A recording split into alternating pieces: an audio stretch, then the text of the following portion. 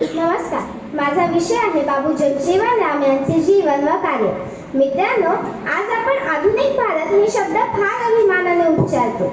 याच आधुनिक भारताच्या जडणघडणीमध्ये ज्यांचे महत्त्वपूर्ण योगदान राहिले आहे असे एक व्यक्तिमत्व म्हणजे बाबू जगजीवन राम. 5 एप्रिल 1908 रोजी बिहारमधील चंदवा या छोट्याशा गावात एका सामान्य कुटुंबात जन्माला आलेले बाबू जगजीवन राम हे भारताचे पहिले दलित उपपंतप्रधान, थोर स्वातंत्र्य सेनानी आणि आधुनिक भारताचे खंबीर शिल्पकार होते.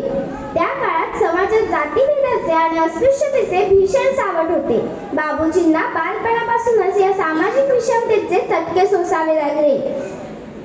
शाळेत पिण्याच्या पाण्याचा माठ वेगळा ठेवण्यापासून ते सामाजिक बहिष्कारापर्यंत त्यांनी अनेक संकटांचा सामना केला.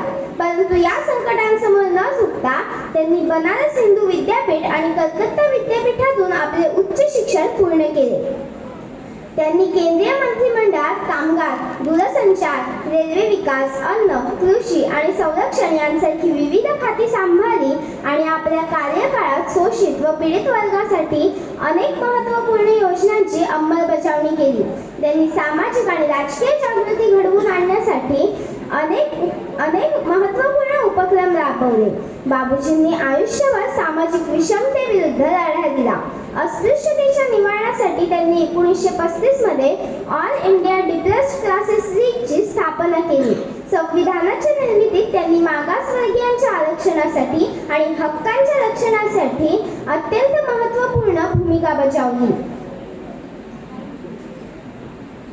स्वातंत्र्योत्तर भारतातील पहिले कामगार मंत्री असताना त्यांनी कामगार आणि शेतमजुरांच्या कल्याणासाठी अनेक महत्त्वपूर्ण योजनांची अंमलबजावणी केली.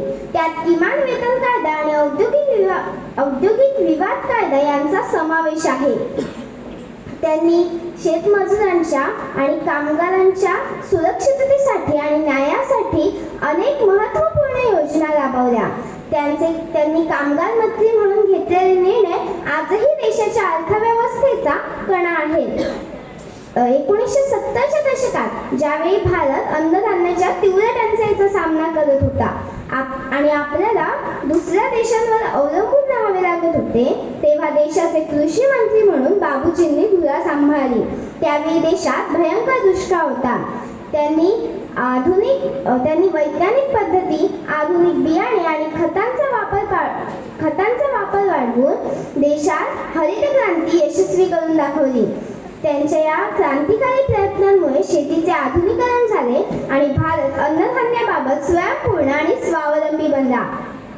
बाबूजींनी देशाच्या जडणघडणीत 50 वर्षांहून अधिक काळ मोलाचे कार्य केले.